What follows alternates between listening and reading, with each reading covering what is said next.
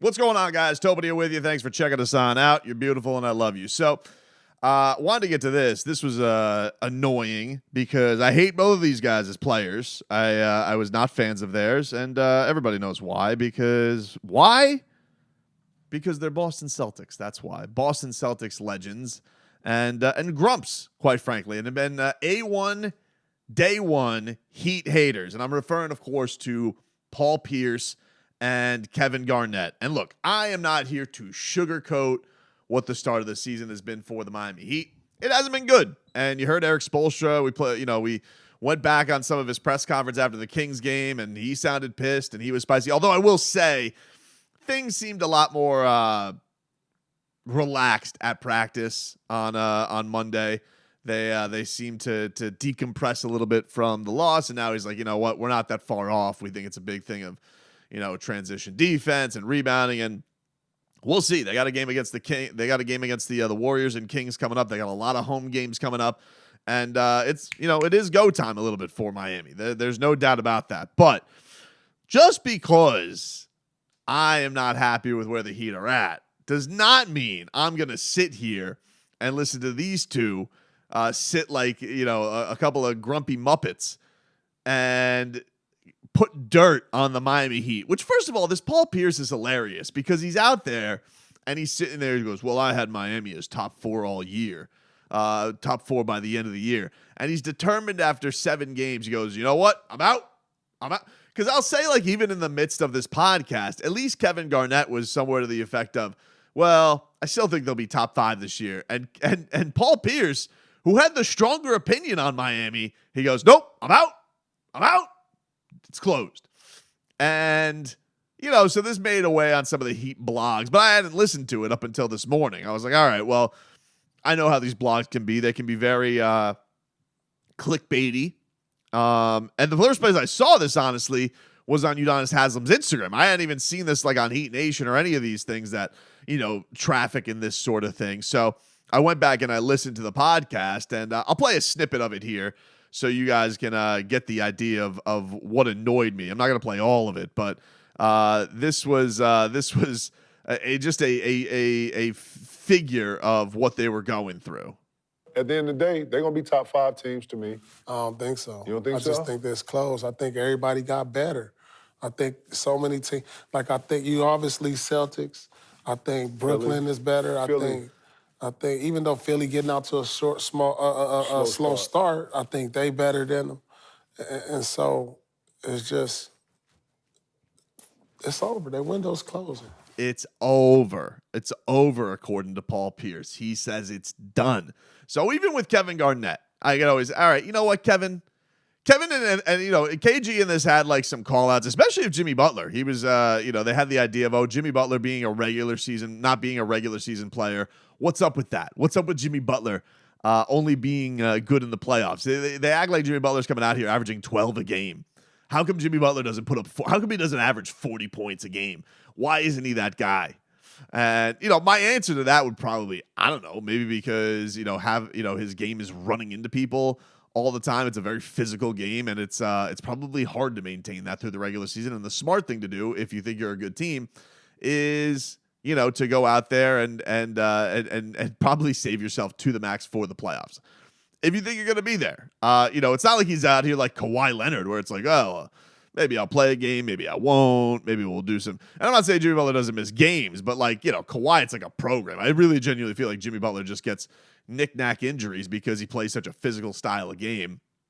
And I just don't understand, this argument that Jimmy is not not an all NBA player. If anybody wants to argue that, is so wildly stupid. Like, since when is the guy who comes out and performs better in the playoffs, since when is that looked upon as a negative thing? Especially for these two jokers.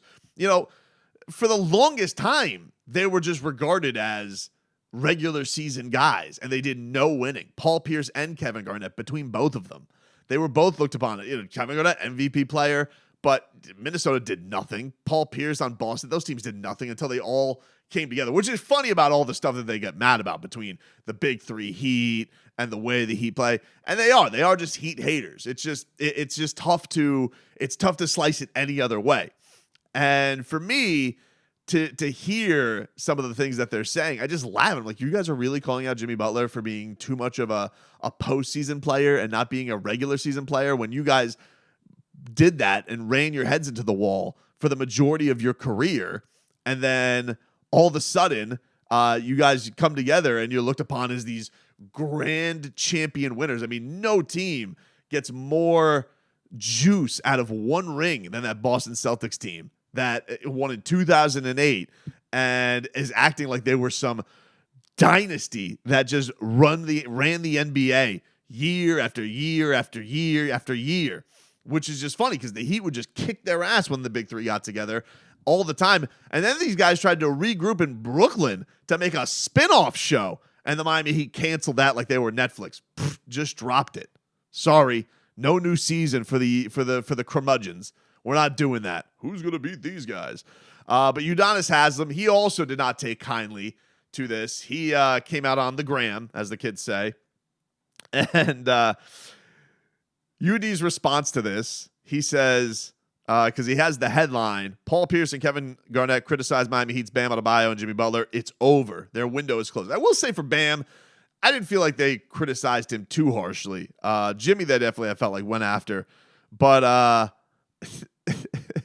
and he says, no matter what you say, it won't change that ass whooping y'all took back in the day. I know a lot about windows closing because we slammed y'all shit and locked y'all suckers out forever. Forever, ever. Like, whoa. Hashtag L7. Hashtag 6 games and y'all already hating. Like, Udi doesn't like them.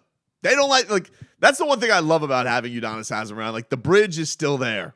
You know, like, it's still like, you can always harken back and it's like, yeah, Udonis Haslem, none too pleased. Now, it didn't help that they went and lost to the Kings after that. That being said, to say that the window is just closed is kind of crazy. Like I said this in the in my previous video, but it's like, you know, we sit here and we threw flowers at Boston last year because they had this amazing turnaround from January where they were blowing everybody out. It was like the first part of the season didn't even exist. And the funny thing is, it's like, all right, but let's not act like they didn't get some breaks in the playoffs too. Let's not act like they weren't taking on a broken Bucks team and taking on a hobbled Miami Heat team by the end also. And they got by with one shot. So I just think it's funny hearing these guys go out there. The interesting thing they did bring up that was also kind of spicy is they also said that Kyle Lowry, they don't believe he's a starting player. They believe Kyle Lowry would be better served as a vet coming off the bench. They believe he deserves the Russell Westbrook treatment, which is an interesting thing because there certainly has been this talk about this Miami Heat mix, and would they be better served going back to the way it was last year, going to Tyler Hero? I'm not ready to make any of these panic moves yet. I think that this needs to be, you know, give this 20 games. Let's see how they do with this home-filled month, basically, against what I would say is, you know, quote-unquote, weaker competition, and a little bit more normalcy. Let's see how that gets together, and then we'll evaluate. Then we'll see how it goes. It's not like they can make any moves anyway. You know, they're locked into their deals. They can't really move Tyler. They can move Kyle Lowry. They can't move like Vic or Dedmon or any of that stuff for until you get to December. It's just turning November. So I think we should all just see how this gets together.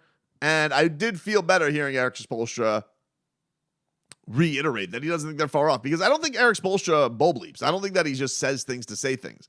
I think when he says that a team isn't far off and he doesn't feel like it's that far away, I believe him. I think that you know, he's had these kind of proclamations where he sounded a little wacky before, and he was right. He was dead on, and I think that he has the credibility and deserves the chance, or he gets the benefit of the doubt when it comes to this type of stuff. But Udonis Haslem, like, always hating, like it shouldn't be these two guys getting to go out there and just spout off like they're God's gift to basketball. Like, oh my God, what a Celtics love fest. Enough already with these two. But like, the podcast should actually be, let's put Udonis Haslem in the mix with these two guys, because he has 3 times the rings that they do. And then I think you would have a spicy podcast. That, I think, would be some good entertainment. But these two guys, oh, I don't think they're going to do it. No, that's not how it was back in our day, and I think the window is closed. You think the window is closed. Funny what they said about a couple of years ago after he got to the finals. There was a bubble fluke and that the window was closed. Everybody's always looking to close this Miami Heat window. Everybody's trying to do it. But you know what? It's look, I get it. It's been off to a rough start, but you know, how are you going to sit, Paul Pierce? How are you going to sit on a proclamation that you think a team is top 4 in the conference and you rats off a ship 7 games in? Show some guts.